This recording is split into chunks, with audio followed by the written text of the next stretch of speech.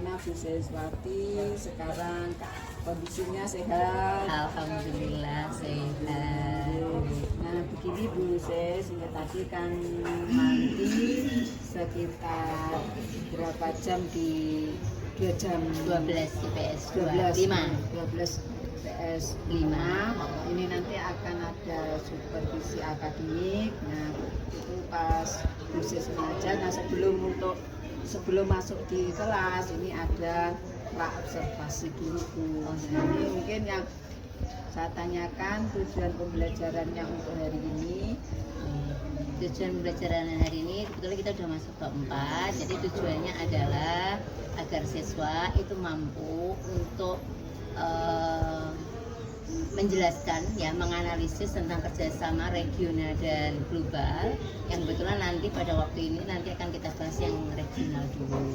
Iya, terima kasih Sis. Nah, berikutnya ini Bu Sis, area pengembangan yang tidak dicapai nanti area pengembangan yang tidak kami capai, yang pertama anak-anak itu bisa bekerja sama dengan temannya yang lain, kemudian yang kedua bisa menyampaikan dari hasil kerjasama tersebut yaitu dalam bentuk presentasi, kemudian yang ketiga setelah itu anak-anak bisa dari materi yang sudah disampaikan itu anak-anak bisa menjawab jadi kuis dari soal-soal dari yang materi yang tadi, sehingga kita bisa mengukur apakah anak itu sudah bisa menerima materi itu atau belum. ya baik Bu Sis. Nanti strategi yang dipersiapkan Bu Sis apa saja Bu? Strategi yang saya siapkan, yang pertama saya kondisikan anak-anak betul-betul harus memahami materi itu dengan baik. Jadi sebelumnya memang sudah saya terangkan dulu secara sekilas biar anak-anak biar tahu apa-apa yang akan nanti dibahas gitu, sehingga sesuai dengan arah yang saya inginkan itu bisa tercapai. Terima kasih Bu Sis. Nah ini sudah gambarannya dan penjelasannya dari Bu Sis sudah jelas dan Bu Sis sudah siap untuk masuk di kelas. Nah, terima kasih Bu Sis. Nah, Assalamualaikum warahmatullahi wabarakatuh.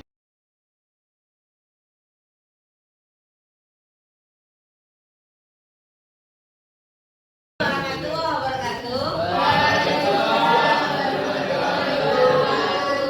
Gimana kabar? Alhamdulillah sehat semua ya. Karena kalau nggak sehat, badan nggak sehat, tidak bisa mikir biasanya. Ya, oke, alhamdulillah. Sesuai dengan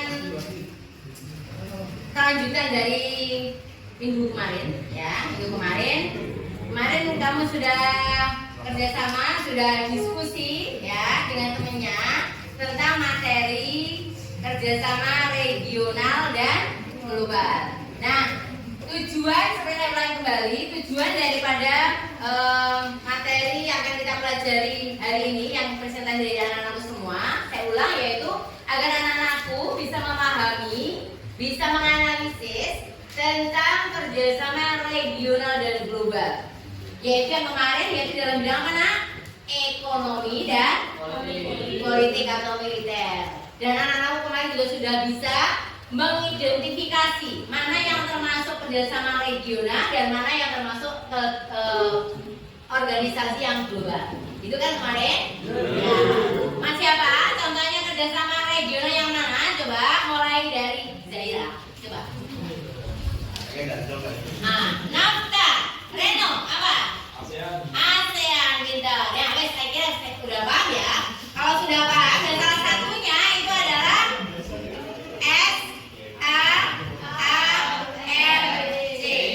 Singkatan dari apa?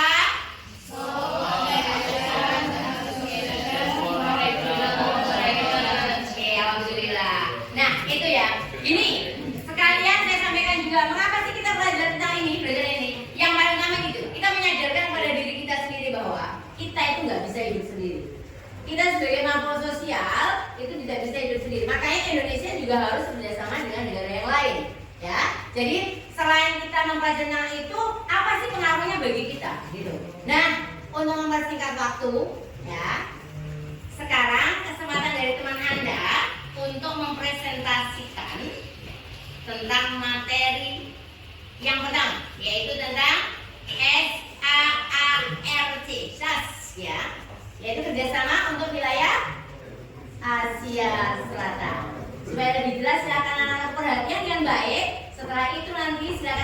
ada yang tidak jelas bisa dipertanyakan.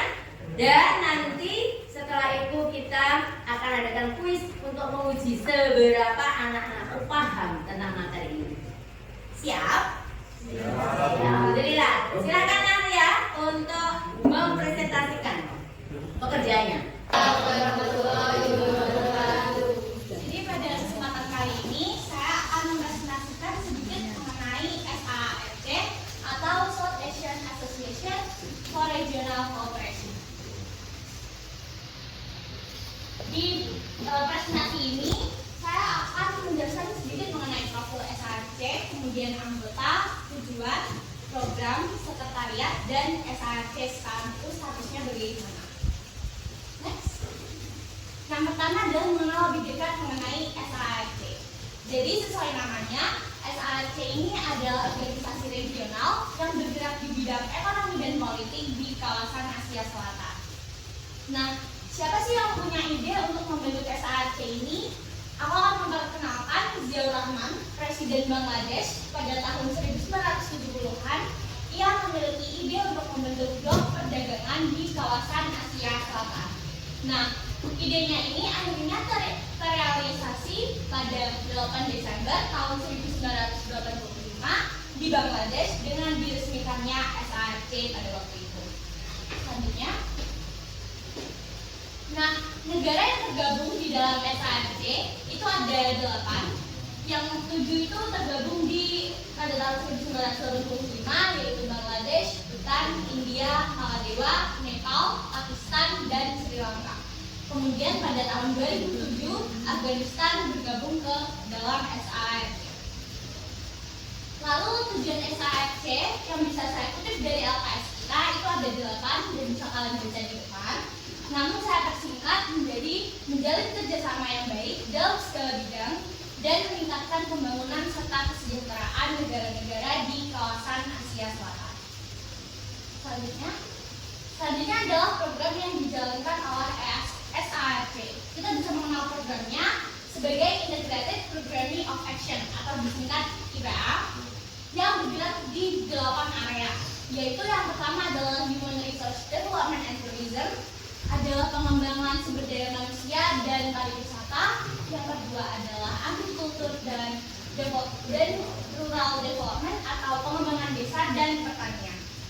Yang ketiga adalah Environment, Natural Disaster and Biotechnology, ini bergerak di bidang lingkungan, kemudian penanganan bencana alam dan bioteknologi. Yang keempat ada Economic, Trade and Finance, tentu saja sesuai dengan awal dibentuknya adalah sebagai organisasi regional ekonomi, maka dia akan bergerak di bidang ekonomi, perdagangan, dan keuangan. Yang kelima adalah Social Affairs, ini mereka bergerak di area permasalahan sosial. Lalu ada Information and Poverty Alleviation, ini bergerak di bidang penanganan kemiskinan, karena seperti yang kita ketahui bahwasanya di negara Asia Selatan itu banyak sekali negara yang masih tinggi tingkat kemiskinannya. Yang ketujuh ada Energy, Transport, Science and Technology, mereka bergerak di bidang energi, transportasi, ilmu, dan teknologi. Dan yang terakhir adalah Education, Security and Culture, yaitu bidang pendidikan, keamanan, dan kebudayaan. Nah, selanjutnya kita mengenal sekretariat dari SAARC. Sekretariat SAARC ini terletak di Kathmandu, Nepal, yang diresmikan pada tahun 1987 pada tanggal 16 Januari oleh Raja Nepal Birendra Bikraksha. Nah, tugas dari sekretariat SAARC ini tentu saja yang pertama adalah mengawasi ke-8 area program yang dijalankan, kemudian mempersiapkan atau melakukan pelayanan untuk pertemuan SAARC, yaitu konferensi tingkat tingginya, dan yang terakhir adalah menyediakan saluran komunikasi antara SAARC dan anggotanya maupun SAARC dengan organisasi regional lainnya. Nah, lalu gimana sih kabar SAARC sekarang? Seperti yang berhasil saya ketahui, sekarang SAARC itu sayangnya tidak berjalan sebagaimana mestinya.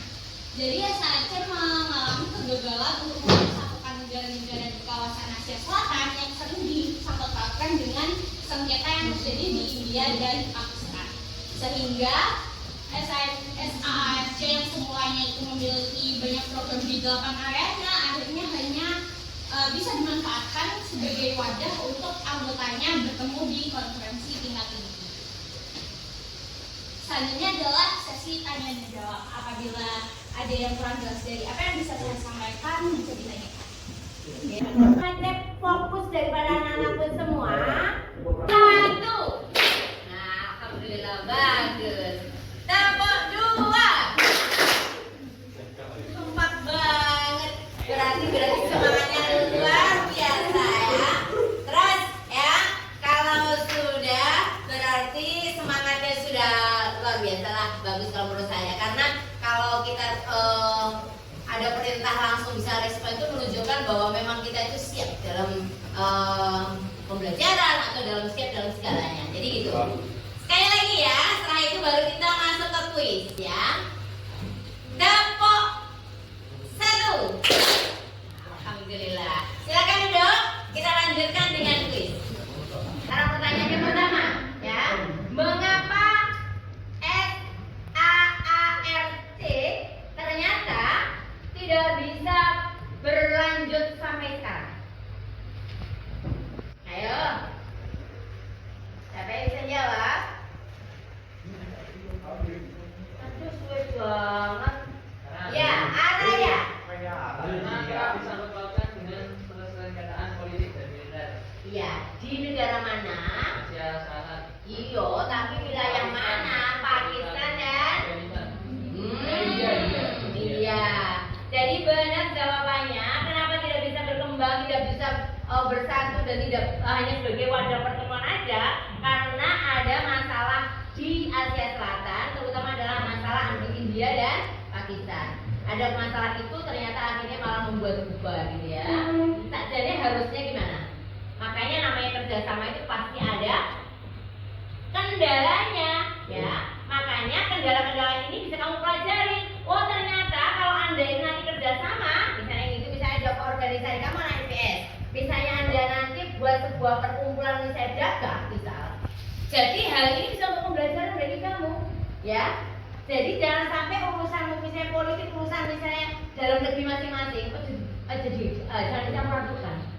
Saya kerjasama ya boleh kerjasama itu aja gitu. Oke. Kemudian yang kedua, ya pertanyaan yang kedua. Tadi udah disampaikan ada 7 negara.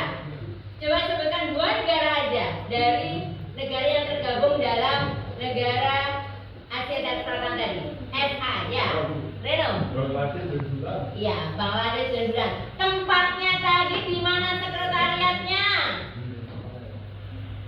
Nepal, pinter ya. Jadi Nepal. Kok aneh ya? Mungkin kamu bertanya-tanya. Tempatnya berdiri yang sebagai sponsornya itu adalah negara mana tadi? Bangladesh. Tapi ternyata sekretariatnya di Nepal. Kenapa kok di situ? Ayo. Kenapa? Kan harusnya ini tempatnya emak aja gitu.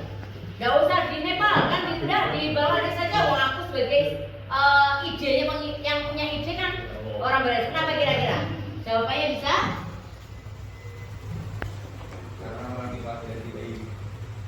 Supaya dari kan kita harus saling menghormati ya Cah. Ya kan? Orang aku wabes aku boleh ide ini aku, tempat ini aku. Itu namanya tidak kerjasama Cah. Ya kan? Namanya kerjasama itu ya saling mengisi. Sampai makanya sama. Jadi pembelajaran dari materi ini adalah apa? Harus saling menghormati, harus saling mengisi. Orang mau pinter dewe kan gitu kan? Karena apa? Kalau kita saling mengisi, saling kerjasama, insya Allah kerjasama itu sebagai solid. Kalau solid, maka secara otomatis hasilnya pasti bisa kita dapatkan. Oke, ya kesimpulannya itu ya. Jadi kesimpulannya satu, jadi SAARC itu adalah kerjasama untuk wilayah Asia Selatan. Ada 7 negara di dalamnya, ditambah 2007 menjadi 8. Kemudian tujuannya yang jelas menjalin kerjasama ekonomi, iya, perdagangan di negara Asia Selatan. Kesimpulannya terakhir bahwa gimana? Salah satu takut dong, jangan takut kok. Coba Mei, kesimpulannya apa? Kerjasama ini bisa berlanjut nggak? Nggak bisa berlanjut karena iya, asa persenjataan. Nanti ada kesimpulan yang lain? Akbar? Riz, ada kesimpulan yang lain yang belum tak sebutkan? Perlu kerjasama yang baik ya. Dan saya kira itu yang bisa kita bahas pada materi hari ini ya. Untuk selanjutnya, nanti presentasi selanjutnya.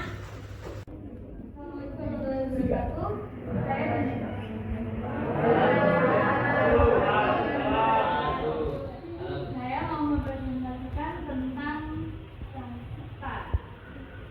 Jadi yang pertama akan dijelaskan oleh jadi cepat itu akan jadi guna akan tidak ayam. Untuk materi ini dong. Jadi cepat itu akan jadi guna akan tidak ayam. Kemudian pengertian dari cepat yaitu kerjasama pertemuan bebas antara China dengan negara-negara Asia. Java ini didirikan atas usul dari pemerintahan Cina dan nama Jepang. Kemudian Java didirikan pada tanggal 2002 yang bertempat di Kuantan Zambia dengan penandatanganan kesepakatan perdagangan bebas antara Cina dengan 10 negara Asia. Lalu pada tanggal 1 Januari 2010 itu ada 6 anggota ASEAN yang jadi ada Indonesia, Malaysia, Filipina, Singapura, Thailand, sama Indonesia. Kemudian tanggal 1 Januari 2015 itu berlaku 4 anggota, yaitu ada Kamboja, Laos, Myanmar, sama Vietnam.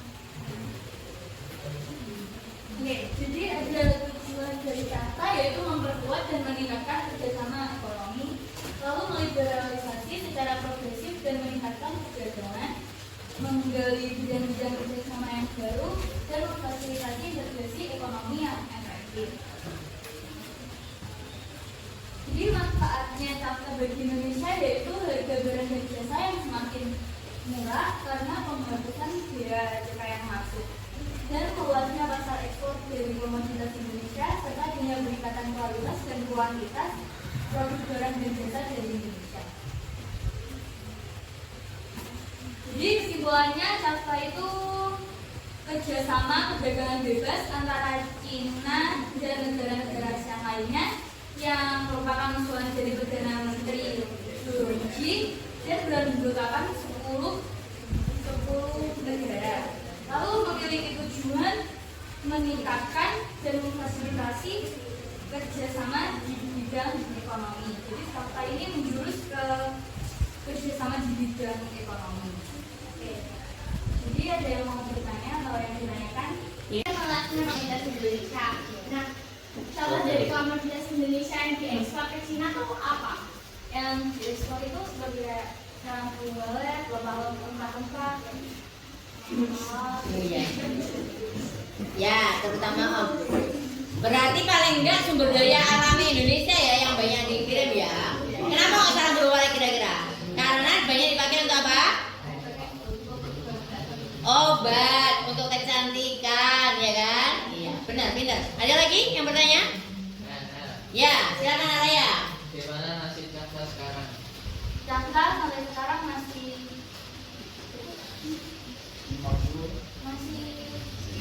ada, masih berjalan sampai sekarang. Ya. Ada yang mau ditanyakan lagi? Sudah tidak ada. Sekian dari presentasi kami. Wassalamualaikum warahmatullahi wabarakatuh.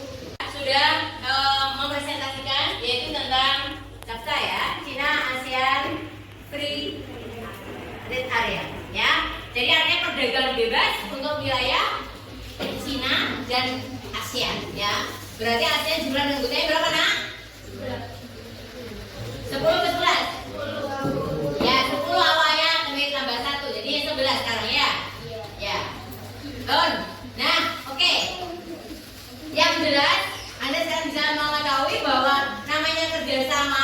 pasti ada dampak positif, ada dampak negatifnya, ya.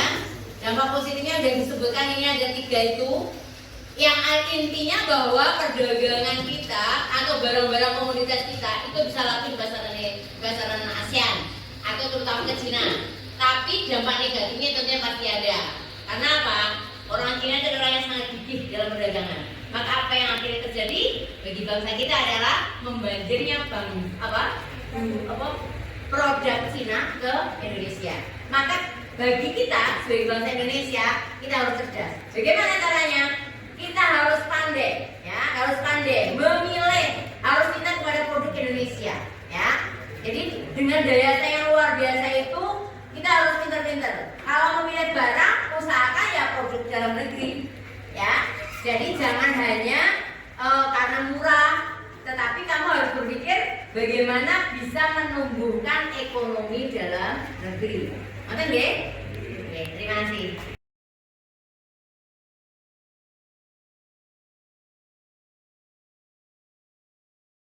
Pembelajaran yang luar biasa khususnya dari sini mungkin khusus bisa merefleksi atau menceritakan apa yang sudah bisa dikembangkan sesuai dengan area pengembangan yang khusus utarakan sebelum pembelajaran di kelas tadi. Menurut khusus mungkin ada yang bisa disampaikan. Terima kasih.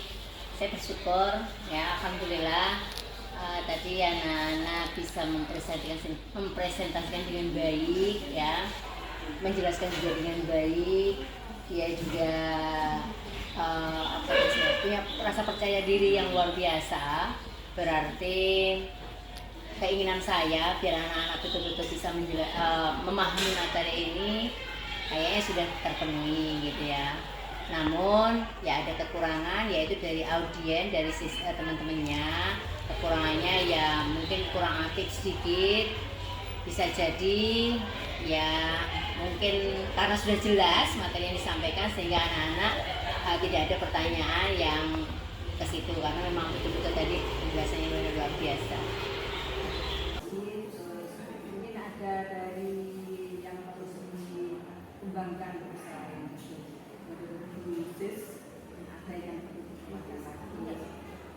yang perlu dikembangkan, yang jelas, yang dipertahankan dulu ya.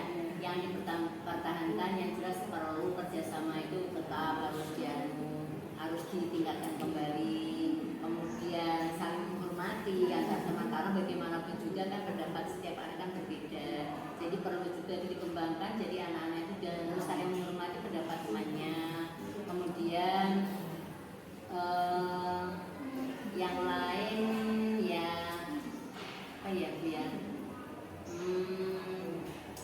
artinya anak-anak betul-betul ada komunikasi yang baik nih antar teman, dengan saya juga. Artinya apabila ada sesuatu yang tidak diketahui atau belum jelas, maka harus betul-betul disampaikan. Jadi komunikasi yang baik sehingga materi pelajaran yang dibahas pertemuan itu benar-benar anak-anak pulang dalam kondisi clear, artinya paham dan bisa mengambil hikmah di dalamnya untuk kan harus nyata ya, dan artinya bisa diaplikasikan dalam kehidupan sehari-hari.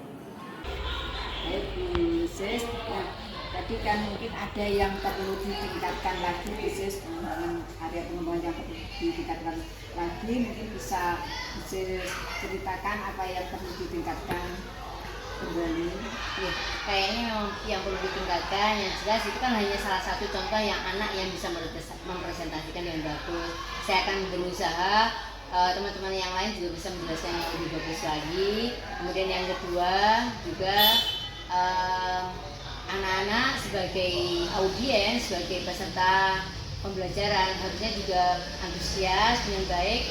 Artinya betul-betul setelah pembelajaran betul-betul anak-anak bisa jelas paham tentang materi tersebut, sekaligus juga bisa menyimpulkan bahwa kegiatan pembelajaran itu betul-betul bermanfaat bagi dia, bisa diaplikasikan dalam kehidupan sehari-hari. Contohnya kalau misalnya tadi kerjasama regional, paling enggak dia bisa, oh ternyata kita itu tidak bisa hidup sendiri kan, berarti ternyata kita itu perlu kerjasama dengan orang lain kan gitu. Jadi anak-anak semakin toleransi kepada temannya, semakin menghargai temannya, dan yang jelas dengan itu akan rukun antara teman saling mengisi itu akan terjaga dengan lebih bagus. Terima kasih Bu Sis. Nah, kira-kira untuk mulai rencana tindak lanjut dari apa yang direncanakan oleh Bu Sis nanti mulai kapan? Apakah minggu depan? Apakah pertemuan berikutnya? Oke.